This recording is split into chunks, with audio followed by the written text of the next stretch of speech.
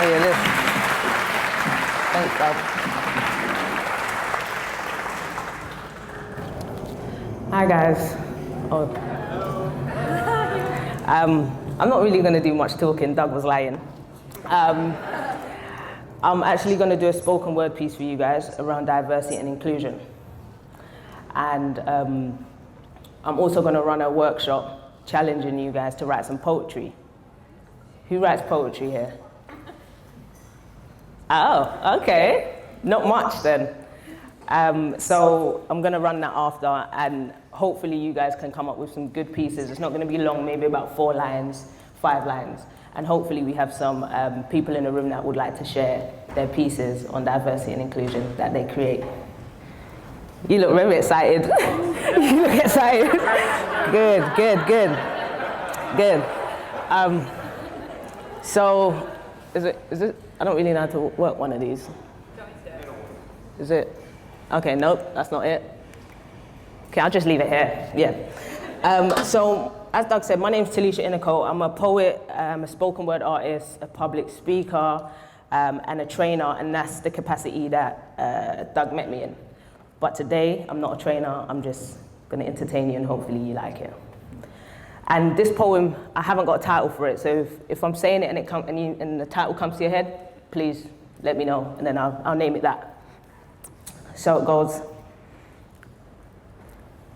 Race seems to be the topic most people don't like to talk about. But I'm not like most people. I see corporate companies whitewash their panel while saying that they are driving diversity.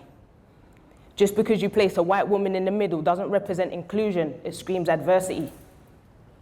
Our subconscious minds speak louder than the eyes can see. The only way this world will change its views on diversity is if we understand that we have to be uncomfortable in order to re-educate those who enforce the company policies. Race seems to be the topic most people don't like to talk about. But I'm not like most people. Race has been the main cause of divide from the beginning of time. And for those with a skin tone fairer than mine have been labeled as superior. And people who identify as BAME, inferior. It's taken RG 12 years to start the conversation. 11 of your colleagues sat with Tunde to express their views and frustration. How can we not think about people's religious beliefs? Some people need a breakout room to pray or just eat. Some people don't want to bring their food in because the aroma is too sweet. A company that wants to champion diversity and inclusion needs to think. Race seems to be the topic most people don't like to talk about. But I'm not like most people. As someone who is black and proud and who has never had to dumb their personality down, I'd rather stand out than fit in. So it is up to me to invite my white co-workers or managers into my world to experience my culture to try and understand me. It is my duty to wear my hair out and answer any questions about my style that may come about. It is my right to be who I am, regardless of my job, my peers, or my class. It is my obligation to educate my whitewashed company on my journey and my scars, so they can really be advocates in diversifying the staff. You see, how can RG lead on diversity and inclusion for those who identify as BAME, when those who are leading it have no experience of what it means to identify as BAME? Like I said, race seems to be the topic most people don't like to talk about. But I'm not like most people. I think the only way this project can really make waves is if we start to educate white people on what it means to identify as BAME, instead of hiding away like we are ashamed and speaking our views in private.